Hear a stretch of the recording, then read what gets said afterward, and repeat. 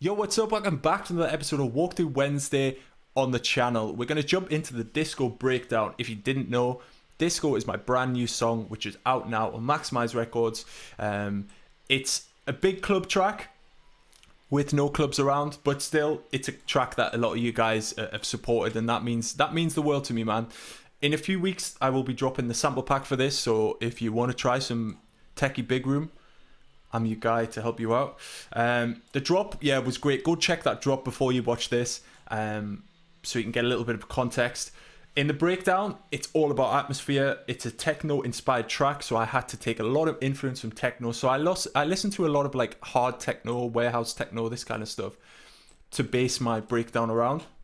It's important to have theme track nowadays to give it some kind of keep it interesting, I guess. It's very hard nowadays to keep people interested if you start the breakdown with a pluck. Bum bum bum bum bum bum bum bum bum. People just, yeah, we need something else nowadays in the scene. We need creativity, we need inspirations from other genres so that big room can progress and still stay alive, because I think big room is starting to come back on the turn up. You know, guys like Rave Culture just releasing some sick big room, so the scene is really bringing big room back to the front, which I love to see that, man. I absolutely love to see it. So what we're going to do is I'm going to play you the breakdown at first, and then we're going to go through and dissect each part.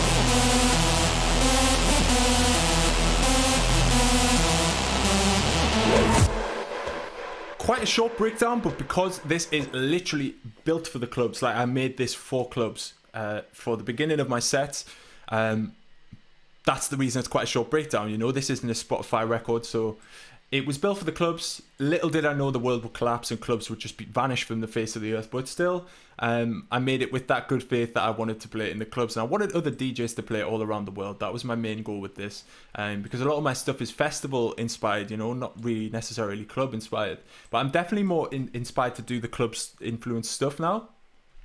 But yeah, by the way, if any OBS genius is out there, why does FL Studio look blurry a little bit? You know, it doesn't look super clean. My old videos, when I used Filmora's screen, it looked clean, but now when I use OBS, it does look a bit off. Is that something to do with the resolution or whatever? Please let me know, because yeah, I've finally got the sound working nicely and a nice camera, but I don't have a clean FL Studio. So if anyone can help me, please let me know in the comments. So we start with this big impact. What is this impact? So we've got a cashmere one as always. I love the low ones. I love ones with sweep in them. So together they sound pretty nicely together. They go nicely together, sorry. Little bit, tiny bit of distortion, but because, you know, there's no the sub here in this section, I can get away with a little bit. Then we have this tonal sound.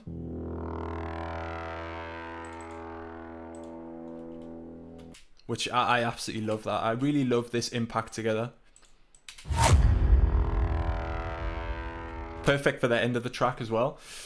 So if you did watch, which I hope you did watch the drop, you will hear this sound throughout the break. Where's it gone? The little percussion sound.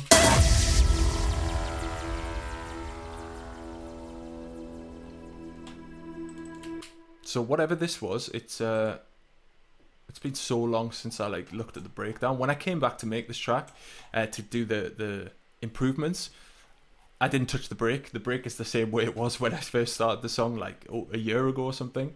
So it's interesting to jog my own memory of this.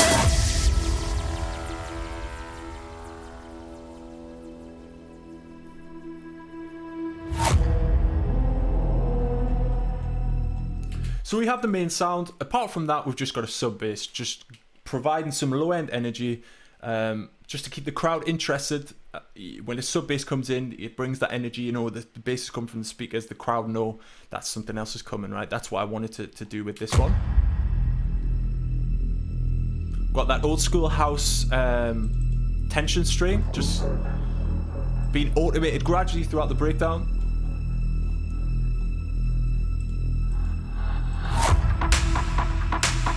There's the percussion sound from the drop. I wanted to bring it in here because without it, it felt a little bit dull, and this drives the rhythm of the whole song. So I really wanted to get it in there.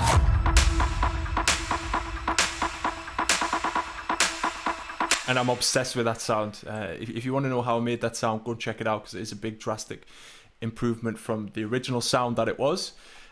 So yeah, we've got this. You saw that before. We've got the claps and drums from the drop, so I don't really need to show you those because it's literally just a copy and paste.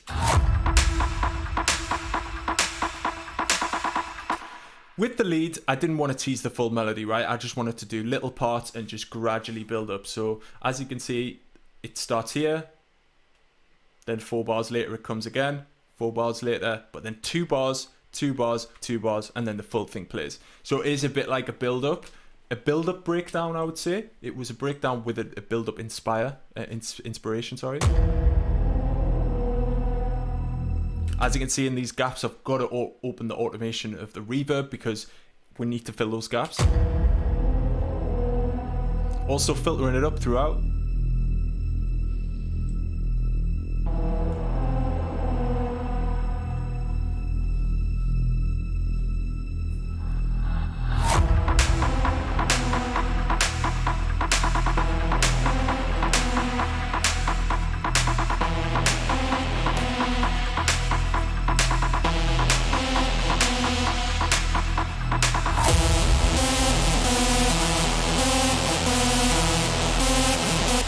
So as you can see, this is a clap I haven't used in the drop. This is a breakdown specific clap. I added a sound goodizer. I remember Blasterjack's Tom, he told me put sound goodizer on your drums.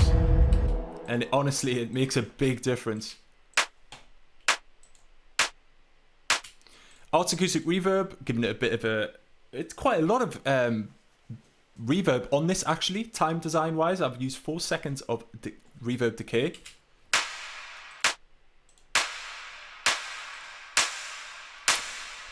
Boosting the high end because I wanted to be really crispy and slap through the mix here. You know, I don't have a kick or anything with a transient, so I really wanted this clap to punch through the mix and dictate the rhythm, you know, make it more groovy. The sub bass itself, I believe, is just a respace from Spire.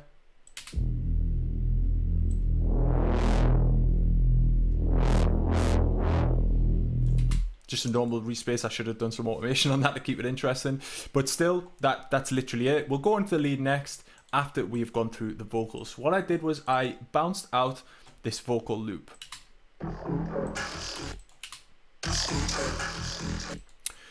So without any processing, the loop sounded like this.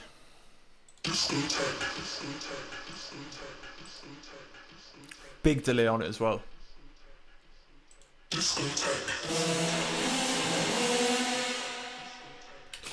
So what I did was I added a vocal decks, and on the keyboard I chose an E as the note so that it would play a bass note of E underneath it, so it sounds pretty cool.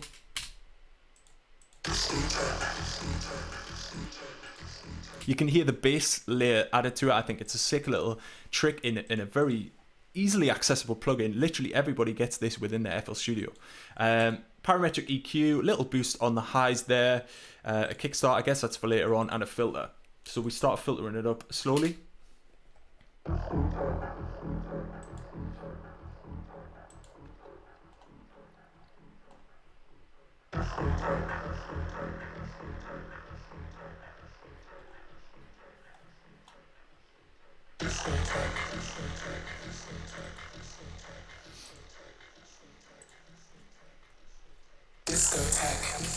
So what's happening here is I have added a little altar boy, and what I did was I started the formant very low and I increased the automation, so that's how you can hear it stays in the same key, but her voice becomes more and more female and less male, like a robot, right? So all I'm doing is this in the automation, but I just bounced it out because with little altar boy you can put the placement of the vocal slightly off, so that's the reason I did that. As you can see, I've got an automation which says main swing.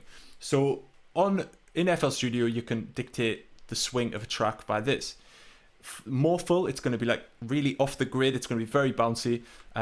So in the drop, I wanted that, right? But in the breakdown, I didn't want that. I wanted it just to be flat. So I've automated to come down. And then when it goes back into the build-up, as you can see, it comes to 11% swing. So if you're looking at that thinking, what is it? That's the reason for it. So we come into the main kind of climax section. The same impacts from before.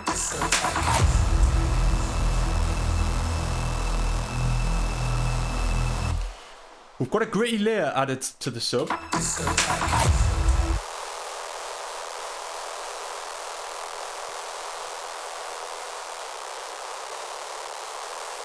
Very simple bass pattern as well, you know, no big chord or anything in here, but it's a very energetic climax section. I wanted to add that grit because the main lead has a big grit to it as well. I wanted it just to sound dirty, you know, not distorted and over distorted basically. I wanted it just to sound clean, but also distorted, yeah?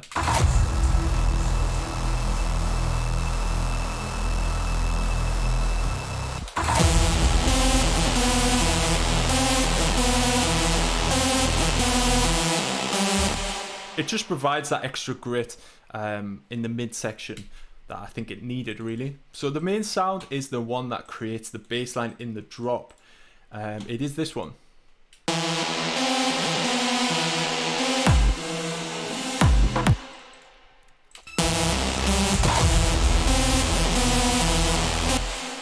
Great sound from that.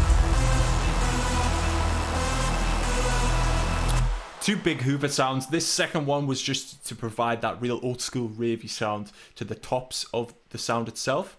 It's a great layer together.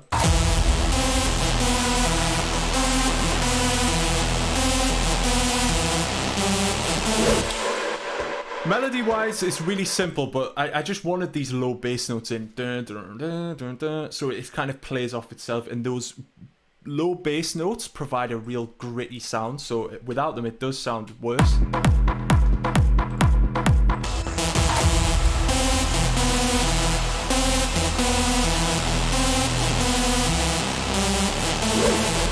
And as you can see, some of the notes overlap, so within Nexus itself, in the sound, modulation go to LGT, so it's legato, and I selected 132.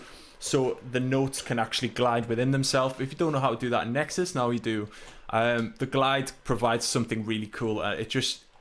Glides and pitches are so important nowadays in dance music, specifically big room, I think, to just keep things interesting. We've got the wob from the drop, quite important as well here.